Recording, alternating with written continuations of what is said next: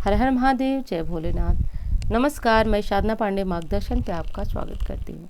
दोस्तों, आज मैं बात करने जा रही हूँ सावन के प्रदोष के बारे में। सावन का पहला प्रदोष कब पड़ रहा है और जो व्रत रखते हैं उनके लिए भी बहुत महत्वपूर्ण है, जो रखना चाहते हैं उनके लिए महत्वपूर्ण है।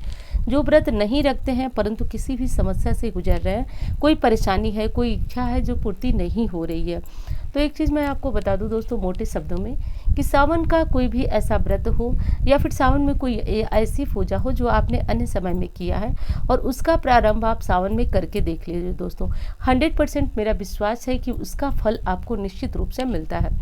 क्योंकि शास्त्रों में कहा जाता है कि महादेव स्वयं उस व्यक्ति को वरदान देने आते हैं जो इस समय यानी कि सावन मास में भगवान भोलेनाथ की पूजा आराधना करते हैं। अब स्वयं का मतलब ये मत समझिएगा कि वो खुद आते हैं, अपना प्रतिरूप कहीं न कहीं से भेज करके व्यक्ति के काम को पूर्ण करा देते हैं। ऐसी देवाधिदेव महादेव की भक्ति है।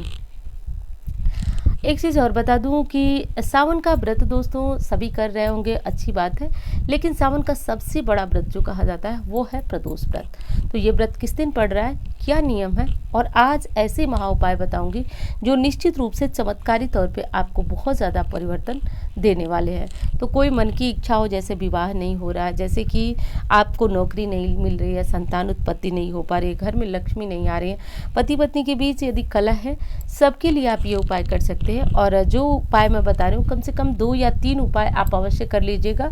सब नहीं कर पाए तो भी 2 या 3 उपाय कर लीजिएगा, देखिए कैसे जीवन में चमत्कारी परिवर्तन आता है।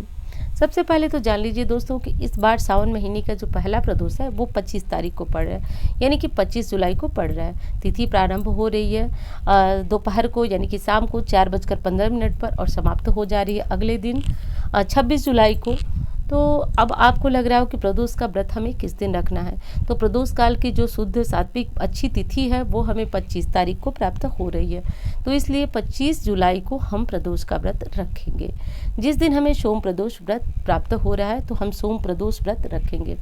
अब एक चीज़ समझिए, एक तो सोमवार का दिन वैसे ही सर्वश्रेष्ठ होता है, देवादिदेव महादेव की पूजा, तो यदि सावन हो, सोमवार का दिन हो और ऊपर से प्रदोष हो, अब आप कल्पना कीजिए कि वो दिन कितना ज़्यादा महत्वपूर्ण है। तो जो व्रत रखना चाहते हैं वो कृष्ण पक्ष शुक्ल पक्ष कुछ न सोचें, बस व्रत शुरू कर दें। जो लोग व्रत नहीं रखते हैं उपाय के लिए, तो आज का उपाय दोस्तों खाली नहीं जाता है। आप खुद शिव पुराण पढ़ रहे होंगे, आप पढ़ के देखिएगा, सावन में किया गया हर व्यक्ति का एक एक उपाय बहुत ज़्यादा असरदार होता है। तो वो तो हम सभी अवश्य करेंगे। तो चलिए उपाय की तरफ बढ़ते हैं, उससे पहले थोड़ा सा हम नियम जान लेते हैं। देखिए, प्रदोष व्रतधारी को एक नियम लेना होता है कि वो संध्या काल में विधि विधान से देवादिदेव महादेव की पूजा करेंगे। कुछ भक्त जो है वो जाते हैं शिवालय, वहाँ पूजा करते हैं, कुछ भक्त अपने घर पे करते हैं। तो स्थान जो भी हो दोस्तों, वैसे मैं कहूँगी सावन का प्रदोष है, बहुत विशेष प्रदोष है, आप भी किसी शिव मंदिर में जाइए, वहाँ ये पूजा उपाय कीजिए, बहुत ज़्यादा श्रेष्ठ होगा। किसी कारण से नहीं जा पाते हैं तो बिल्कुल मन में उदासी न लाइएगा, घर पे ही आप ये उपाय कीजिएगा।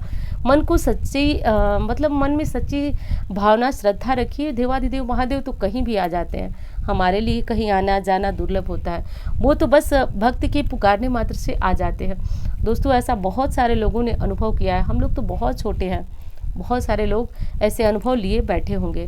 तो आपका भी कोई ऐसा अनुभव हो तो ज़रूर कमेंट में लिख दीजिएगा। वीडियो अच्छी लगती है तो लाइक किया करें, चैनल को सब्सक्राइब कर लें, और हाँ, इंस्टा पे फेसबुक पे मुझे फॉलो करना ना भूलें। मेरा नंबर है जिस पे किसी भी प्रकार की ज्योतिषीय सलाह कुंडली वगैरह दिखाना हो तो दिखा सकते हैं। जो लोग व्रत करते हैं उन्हें जो है शाम के समय भी फलाहार करना चाहिए, लेकिन किसी कारण से शारीरिक दिक्कत है तो शाम को मीठा भोजन कर लीजिए। दिन में चाय फल जो भी खाते हैं फलाहार में, वो सारी चीज़ें आप खा सकते हैं। सुबह सवेरे जो है स्नान ध्यान के बाद, गौ को ग्रास निकालने के बाद, कुछ दान निकालने के बाद प्रदोष व्रत का पारण किया जाता है। इस प्रकार प्रदोष व्रत किया जाता है। सुबह के समय आप घर पे आराम से देवादिदेव महादेव की पूजा कर लें, या मंदिर जाना चाहते हैं तो सुबह शाम दोनों समय जाएं, लेकिन विशेष पूजा होती है वो शाम के समय होती है, ये कर लीजिएगा। अब बात करती हूँ कि विशेष उपाय आपको क्या करना है, इसके बारे में बात कर लेते हैं। देखिए, सबसे पहले तो आपको ये कहूँगी कि इस सावन में जो है आप जिस विधि से पूजा करते हैं कीजिए। आप प्रदोष के दिन भी शाम को जो भी शिव पूजा की चीज़ें होती हैं, धूप दीप अगरबत्ती बेलपत्र जो भी चढ़ाते हैं वो लेकर जाइए, पूजा कर लीजिए। पूजा करके आते समय या फिर आज सुबह से कभी भी हरे मूंग को पहले ही भिगो लीजिए। करीब करीब जो है वो 1.25 पाव की हो तो अच्छा है, नहीं तो ज़्यादा नहीं हो तो 2 मुट्ठी 1 मुट्ठी जितना हो सके ले लीजिए। और इसको थोड़ा सा बेलपत्र भी रख लीजिए, इसमें 1 बेलपत्र रख लीजिए। इसमें ऐसा कुछ नहीं है कि आपको बेलपत्र रखना बहुत ज़रूरी है, बिना बेलपत्र के भी आप ये उपाय कर सकते हैं। तो शिव पुराण में इस उपाय का इतना ज़्यादा महत्व बताया गया है दोस्तों।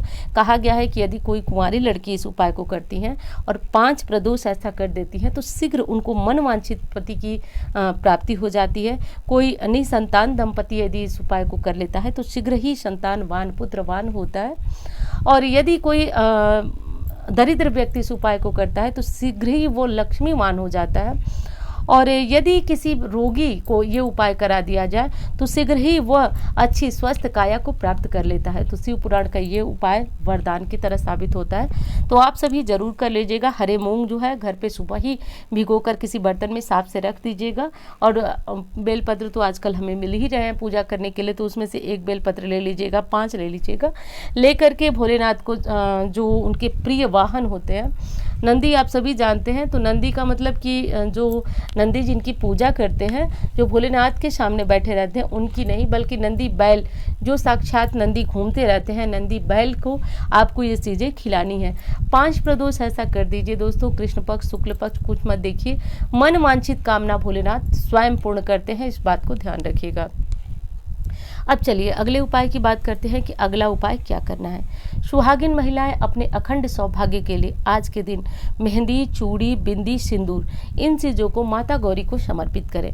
वैसे एक चीज़ मैं बता दूं आपको कि आज के दिन यानी प्रदोष के दिन शाम के समय देवाधिदेव महादेव का वास शिवलिंग में होता है और माता गौरी का वास जो है उनकी चलाधारी में होता है। तो आज के दिन यदि ये चीज़ें समर्पित करके और उन्हें किसी योग्य ब्राह्मण दंपति को दिया जाए, जैसे कि ब्राह्मण दंपति का मतलब कि उसमें तो बहुत कुछ शिव पुराण में लिखा है कि जो पुरोहित होते हैं उनको वस्त्र दे, ब्राह्मणी को और ये सारी श्रृंगार की वस्तुएं दे। तो जो आपकी सामर्थ्य हो विशेष श्रृंगार वस्तु की वस्तुएं ही है तो देकर उनको प्रणाम छूकर उनको पैर छूकर प्रणाम किया जाए। इससे अखंड सौभाग्य की प्राप्ति होती है, पति दीर्घायु और निरोग होती है। अब अगले उपाय की बात कर लें दोस्तों। यदि घर में बरकत नहीं है, लक्ष्मी नहीं आ रही है, पैसे के लिए बहुत ज़्यादा परेशान है, कर्ज बहुत ज़्यादा व्यक्ति के जीवन में आ गया है, तो कमल का फूल कहीं भी आपको बाजार में मिल जाएगा।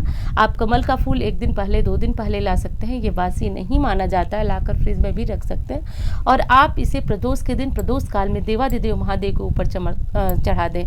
चमत्कार ना हो ऐसा नहीं हो सकता है तो जरूर चढ़ाइएगा। यदि ये नहीं मिल सकता है तो कमलगट्टी के बीज आसानी से किराना स्टोर पे मिल जाते हैं, पूजा की दुकानों पे मिल जाते हैं, तो वो ले लीजिएगा और पानी के जल में डाल करके और कम से कम 5 कमलगट्टे के बीज 5 डालिएगा।